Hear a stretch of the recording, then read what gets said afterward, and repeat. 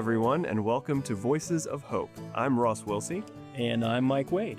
Each episode, we sit down to talk about what it means to live well, physically, emotionally, spiritually, and beyond. We'll look at how wellness shapes us as individuals, families, communities, and even the wider world around us. Through real stories and honest conversations, we'll explore what hope looks like and how it grows, right here in the New River Valley. Thanks for joining us. This is Voices of Hope. Today's guest is Chris Taylor. Chris is the Executive Director of New River Valley Community Services. He's also a seasoned travel softball coach and, believe it or not, a would-be golf course architect. Keep listening to hear our full conversation with Chris. Well, Chris, welcome to the show. Thank you. Congratulations in being our inaugural guest or guinea pig, however you want to look at it. We're glad you're here and want to take a few minutes of your time to talk about the agency, your role as executive director, and maybe some of the things that you have in mind for the future of the agency.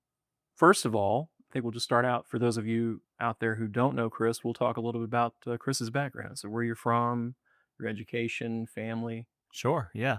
I grew up in Chesapeake, Virginia.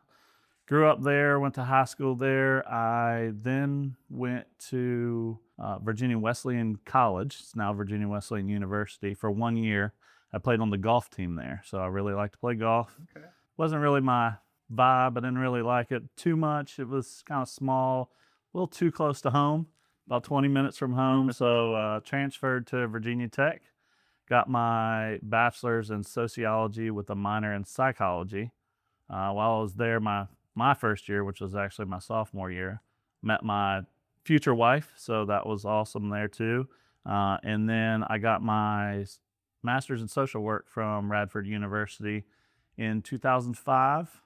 Immediately started doing some supervision towards my licensure, actually through a private practice. And so I did a little private practice work. At the same time, while I was getting my master's, I worked at Montgomery County Department of Social Services. Started out as an internship, a job in foster care opened up, got that job in foster care, so I worked full-time, got my master's full-time, and then had the opportunity to come to NRVCS. Actually interviewed for two separate positions at NRVCS, had two people call, and I was lucky enough to get offered both jobs, and at the time I had been working with children, so I decided to keep working with children, and that's how I ended up here.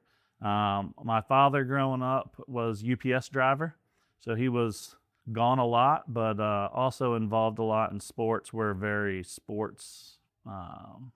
We love sports. It's all we do a lot of sports.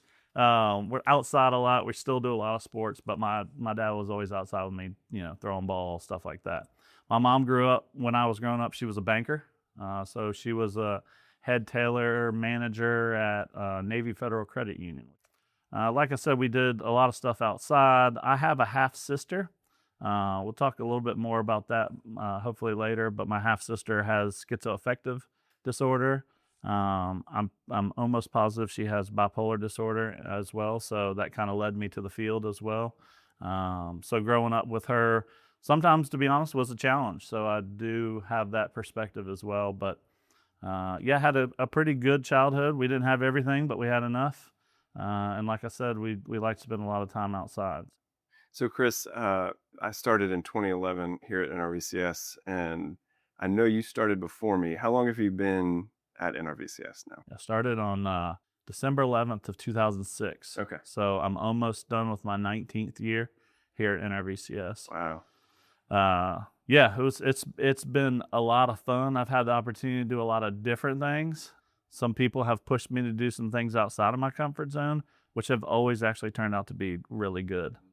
So I actually got kind of recruited. I was doing a presentation for private practice work, trying to create a group and trying to get some referrals, and someone there worked for NRVCS and said, we need to hire that guy. So they called me up, and I interviewed, and I became an outpatient clinician for children, mainly for those with anger management issues, because my private practice work was working with domestic violence offenders.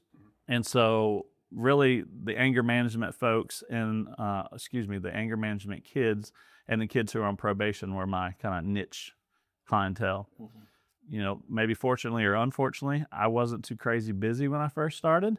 And so there became a need at a school in Radford City.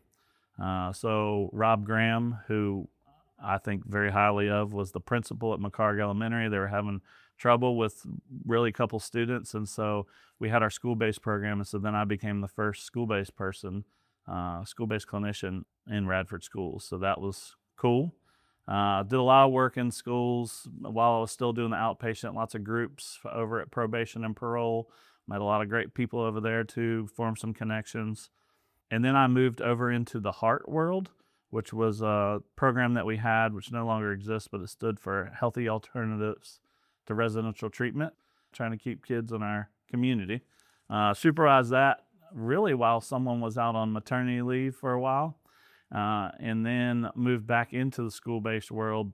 Again, I love what we're doing in the schools. It's kind of in my heart, but I watched it grow from about 10 people to 80 people. I got to oversee that, and then I moved into the case management world, where I was the director of case management services. From there, I had this wild idea to join the HR team. So I became the senior director of HR from there, that was about 3 years ago.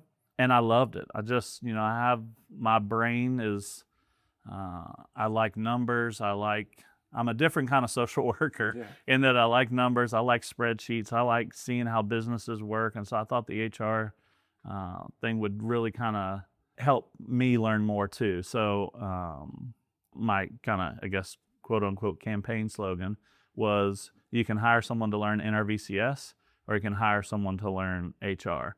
And so I dedicated myself to learning HR because I knew NRVCS, which is such a large agency. We got so much going on. It's a lot for someone who's outside of here to come in and learn. Got my certification in HR, the SHRM CP, and then obviously I've had the opportunity now to become the executive director. I mentioned private practice. I did a little bit of private practice really until I became the HR director. So I started doing what's called the Domestic Violence Alternatives Program, DVAP. Again, folks, really men who have been convicted of domestic violence crimes come to this group, 18 weeks. We teach them some skills. After that, I started working with sex offenders. And so I have my certification as a sex offender treatment provider and did that. And then just got too busy here at NRVCS and that kind of slipped away. Right. Well, you touched upon this during the intro, but I want to kind of drill down a little bit more and talk about why you chose this particular field of work. Yeah, I do think, like I said, my half-sister led me to see a lot of things that you kind of feel helpless sometimes. You don't really know what to do. And so I think that led to my passion, but I've always wanted to help people. And, my mother actually was seeing a counselor one time, and she was like, Chris, this is the job for you. This is cool. This guy just sat there. He listened to my problems. He helped me with my problems. And then he told me to go on my way. He made me another appointment. You love listening to people. You love talking to people. You love helping people. I think this is for you. At the time, this is a pretty funny story. When I grew up in Chesapeake. Right. Southeast Virginia is a lot busier, a lot different than Southwest Virginia. Now, I'm not throwing shade on Southwest Virginia because I love it and I've stayed here for a reason. But, I was the city kid coming out to Virginia Tech, and I wanted to be a golf course architect. So, yeah? Yeah, that was my goal. That was my first plan. Yeah. Until I had to go out into the cow fields and all the fields, and I was studying turf management, and it just wasn't for me. And chemistry wasn't for me. So the grass is not always greener on the other side. Well, I guess it is if you're in turf management. I mean, yeah, that's true. They know how to make it greener, but no, it was not greener. It wasn't for me. I switched over to sociology, and like I said, I've just loved it since. So really, kind of got pushed here. But again, I've always loved helping others. And I think as my career has expanded and as I've grown as a person, I've noticed that you can help others in so many different ways. It's not just sitting in a car or in a house or in a living room or even in an office here and listen to people. I hopefully have helped some leaders grow, and I think that's the way that I've learned to give back as well. So I love helping people. I'm still an assistant coach for a travel softball team for my daughter, so I love that as well. And I like seeing people grow. Yeah. So, just thinking about your entire time, I guess, in the field of behavioral health care, what have been some of the biggest changes there in that field? Well, I think some of the constants we've seen are funding issues. We're always wondering what's going to happen with funding, what's going to change, where it's going to go, where it's going to come from, what rate are we going to get paid at, are we going to get reimbursed, things like that. Some of the other things that we've seen are regulation changes. They're always changing. The rules are always shifting. Again, another thing we do a great job here at NRVCS is adapting to the change, as you guys know, and our vision and values, stewards of change, is one because we're surrounded by change. So change is always there. I think audits are always here. I've learned more as I've grown in my career how important the audits are, but also how many audits we have. I mean, I don't have the data with me today, but looking at the number of audits we went through last year is just, it's kind of silly. Can you just talk a little bit more about audits for you listeners that aren't familiar with that process? Yes. So you might get audited by a funding source. They might come in and make sure you have the right treatment plan. You're documenting in the right amount of time. You're documenting against that treatment plan. You're making sure that documents are signed in a timely fashion. All of those things. And to be honest, some of those things are low-lying fruit that they can just look at if you've entered a note within 24 hours or not, and they can ask for their money back. Right. Then you have, we are licensed by DBHDS, and so they annually come out and visit us, make sure we're keeping HR files on our employees, making sure we're doing background checks, people don't have barrier crimes, completing all of the orientation trainings that we have to within 15 days. I mean, and then on the IDDD side, it's not anything for them to have 2 or 3 audits going at once, just making sure that everything's done right. I think that's one thing that has changed, is that those audits, maybe it's just my role, but I've seen those audits increase because now they're being done virtually. It's nothing for an auditor to call our QA person, Leslie Sharp, and say, hey, could you give me access to your electronic health record and assign me these clients because I'm going to go ahead and do an audit? So it used to be you'd have a team who'd come on site for about a week. Yeah. You'd sit with them. That was an interesting time. But now you send them all the stuff. So I think some things that have definitely changed is hiring.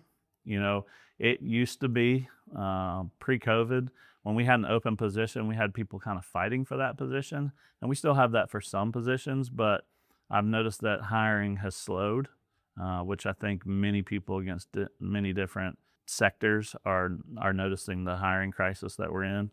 Not to mention all the technology. I mean, I was in the IT department for years before this, and I just remember, you and I worked together on transitioning to a new electronic health record, and that's always changing, right? Phew, yeah, that's a great one, Ross. Yeah, it's technology is wonderful when it's used correctly. Everybody knows that, right? But when it's not, it can really be a pain. But you're right. Yes, I mean, we've had to move to the electronic. We've moved from paper timesheets, right? Mike, right? Oh, yeah. We've moved from the paper timesheets to doing them on our computer. And with that comes some struggles too, right? Some people catch on perfectly, some people struggle. But I was actually walking past our medical records office the other day, and I don't know if you guys remember, when you used to walk past there, all you saw was folders of paper. Right. Now looks kind of empty in there. They got 3 desks in there, and it's because it's all electronic. AI is a big part of what we do, and I think in the future will be a bigger part of what we do.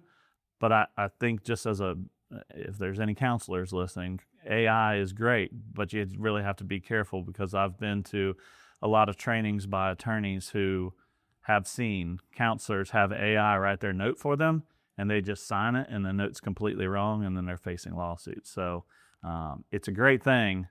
It's really cool, but we just got to make sure that we're using it efficiently for our processes, which I think we do. Yeah, lots of change. The one constant is there's always change, right? Yeah. If you don't like things today, just wait for tomorrow. It'll change. So we're recording this episode in September of 2025, for those of you who are listening in the future. And Chris, at this point, you've been executive director of the agency for about 6 months. What has that been like for you? and maybe talk about what maybe has surprised you the most about your role.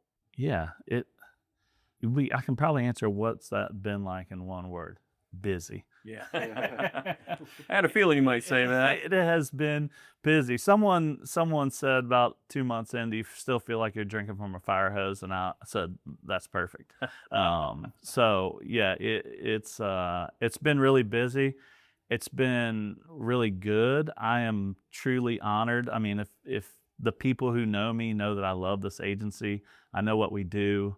You know, a lot of people kind of make fun of me because I'm so dedicated to this agency, but I'm truly honored to have the opportunity to be the executive director here at NRVCS. It's been busy, but it's also been, I've had some learning to do. Yeah. You know, I went into the HR role for 3 years, and while I was in the HR role, I wasn't in the services side. So I've had to really rely on our senior directors and our directors, who are all wonderful and so passionate about the work we do, but I've had to rely on them to help me learn about the services side, which I feel like I've acclimated myself back into. And I feel like, I don't want to say slowing down, but I guess my feet are getting under me a little more now. Right. After I've been in this role 6 months. And so I feel like I finally can breathe, and the waves aren't just hitting me one by one. Breathing is good. Breathing is good. So I feel like it's going a whole lot better. Good. Some of the things that have kind of surprised me, or some of the things, I guess, not surprised me, but I've learned that this role really does more of, is advocacy on a state and maybe even federal level. Right. You know, we're always asked to give public comment and things like that. And so we've had the opportunity just recently to, I think I wrote about 5 pages of what I thought about Medicaid redesign, which is imminent to come upon us. I also, I say this jokingly, but it's true, I sign my name a whole lot. So it's a lot of times I get an email, hey, Chris, can you sign this? Hey, Sure. Chris, can you sign this? We have, you know, things coming from DBHDS every day. And so someone said, what'd you do today? And I said, well, I had a meeting, and then I signed my name, and I had a meeting, and I signed my name twice, and I had another meeting. So there's a lot of signatures. And I've also had the opportunity to work closer with other CSBs.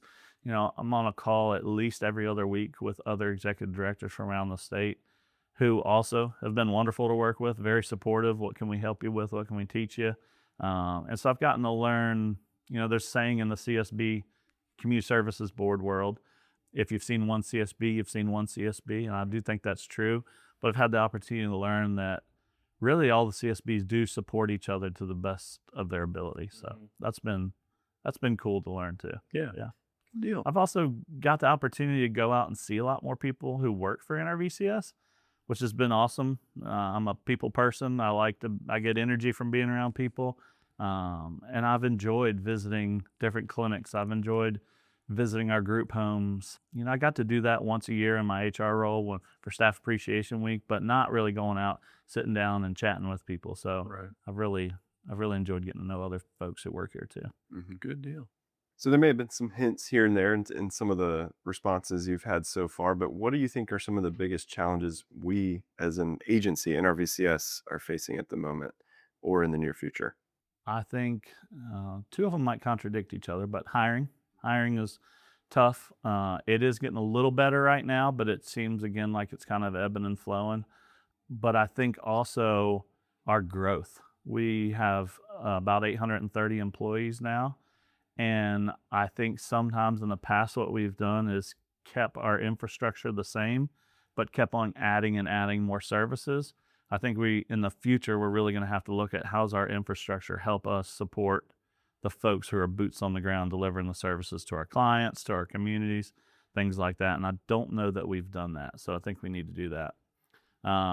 Back to hiring folks who make home visits and go out into our communities is the hardest right now.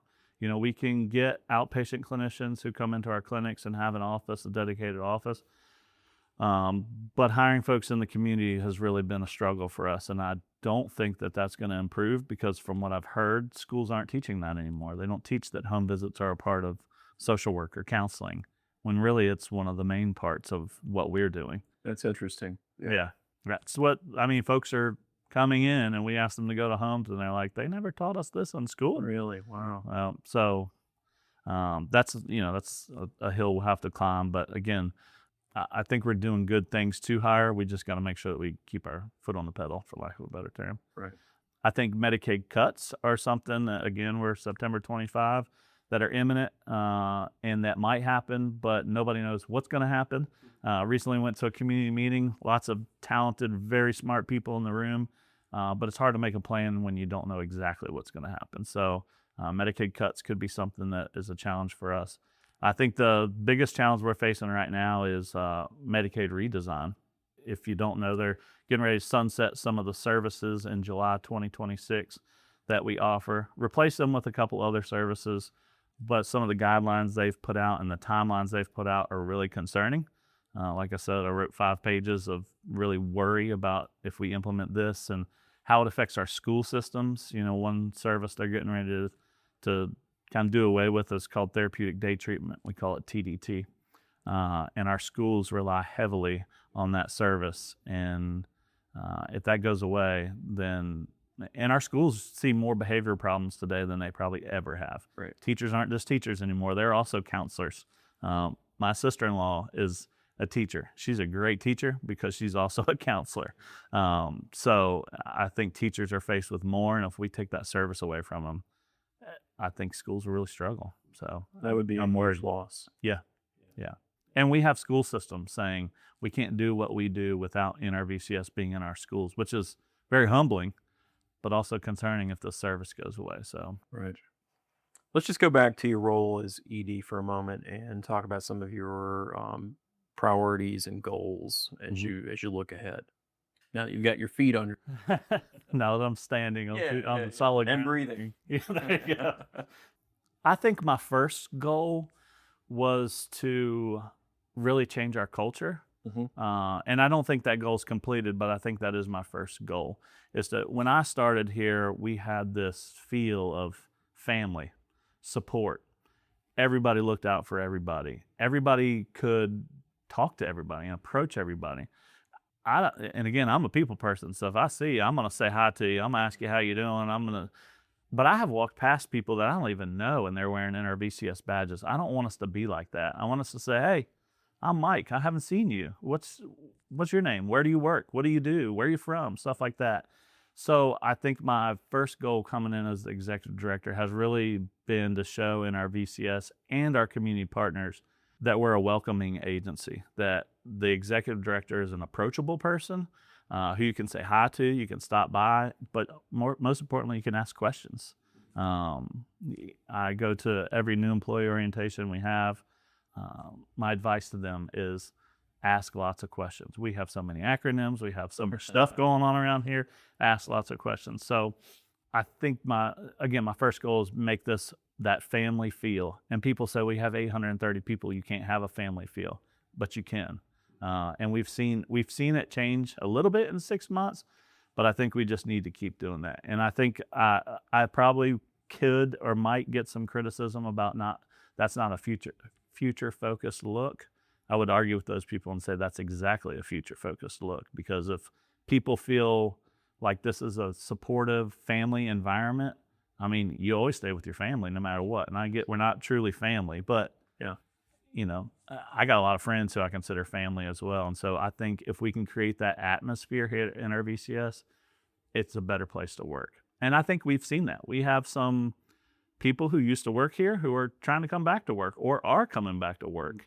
And that's a really cool feeling, because that means they've seen that some things are changing. So that's one of my goals. I think another goal is, we've always had this goal, but I really believe in this goal, is to meet our community's needs. I haven't done it in a while, and I don't know if we've done it in a while, but I used to love going to meet with a community stakeholder who said, we have this need, and then creating a service in order to meet that need and watching it become successful. So I want to meet our community's needs. Obviously, meeting our community's needs meets meeting our clients' needs, but I also want us to be the employer of choice and the service provider of choice. Again, something we used to say all the time. I haven't heard it in a long time, but I want us to be that, and I think we can be that. We have some 830 talented people who are passionate about the work we do, And I think we can just continue to grow that, support our folks. We'll do great things together.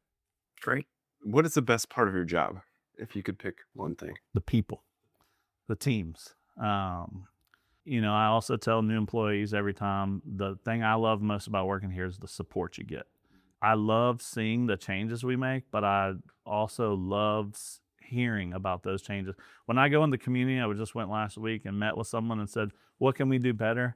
And the lady I was meeting with said, nothing really. Wow. You got to say yes to everything. Maybe you could say no once in a while. That was a pretty cool feeling. You don't hear that very often. No, you don't. No, you don't get. That's not the feedback that always comes through this office. Had to go out and seek it, but it was good. Yeah. So the best parts of my job are the people that I work with. I mean, again, our senior directors and our directors have been so supportive of me in this new role. Obviously, all my direct reports are wonderful. They're not just directors and senior directors. And so, again, I think the best part is seeing the changes that we do and just some of the data. I mean, I'm a social worker who likes data. And so some of the changes we're making, despite some of the challenges we're faced with, are amazing. When I heard that you were going to be our next executive director, it surprised me, but I was like, we need somebody who's going to create, like you said, that family feel. Couldn't agree more. So I'm excited about you being that guy and being a model for all of us as employees. Well, thanks. That's the message I want to convey. And I do think that maybe a lot of people, I don't think you were the only one, Ross, who was surprised that I became the next executive director. And that's okay. And if folks are surprised or they have concerns, I've told all of the senior directors and directors this, if they want to chat and ask me questions about me or learn about me or my philosophy or my leadership style, I'd say, come on and let's chat, because I like to think that most people who get to know me think I'm a pretty even keel, nice guy. Absolutely. But not everybody, but most. We don't hear much on the street that's negative, Chris. Well, that's good. That's what we want to. Yeah. We want to keep that for NRVCS reputation. Not about me. I want to make this place even better than it was when I got to sit in the seat. So yeah. Well, it shows. We can tell that you're sincere about that. So we've talked about issues around funding. We've talked about qualified staff to join our team. But beyond those two things, what does NRVCS need more of to be successful? I think advocacy, feedback on those things at the state, local level that we can actually change, people who will advocate for the work that we're doing. I think hopefully this podcast will do it too. And I think we need more awareness. We are a huge employer. Are we the largest nonprofit in the New River Valley? I believe that is the case. Yes, Right. I thought so. But people around the NRV still don't know who we are sometimes. We're getting that. We're doing a lot better. We're very active on social media. We're doing great things in that realm.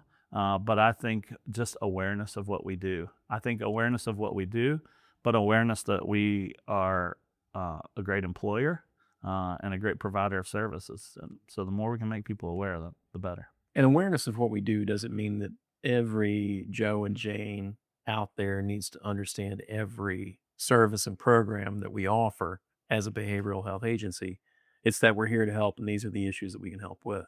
Oh, absolutely. I think that's very well said, because I would even say that every Joe and Jane who's employed here doesn't know everything we do. Oh, I think that's 100% true. Right? So, yeah. So I think what I mean by awareness, and kind of on your point, Mike, is just knowing that, like, if you have an issue, maybe we can help, maybe we can't, but we likely know where you can get some help. Right.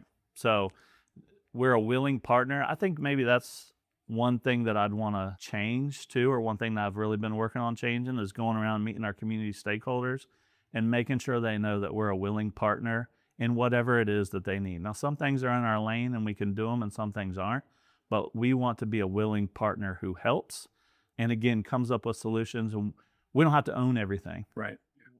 So you talked about awareness. Obviously, that's something that we can do more of.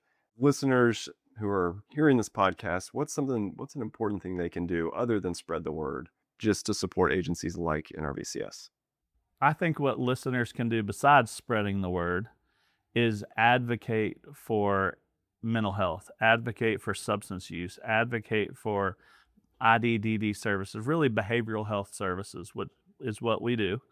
But even if it's not for NRVCS, right? If you're out on the West Coast listening to this, these three guys from Southwest Virginia sit around the table and talk, then advocate for your local agency, who is a nonprofit, who meets the needs of those who don't always have the most funding or the most resources. Anything you can do to advocate for those agencies, I think will really make a difference in your community.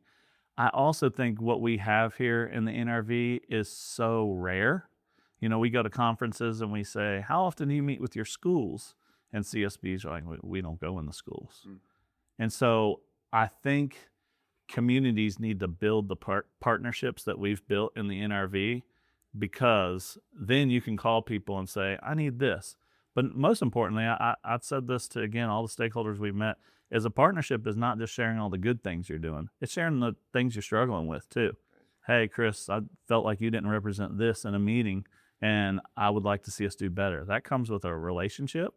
You know, one of my favorite leadership sayings is that businesses move at the speed of trust, but I would say that relationships move at the speed of trust.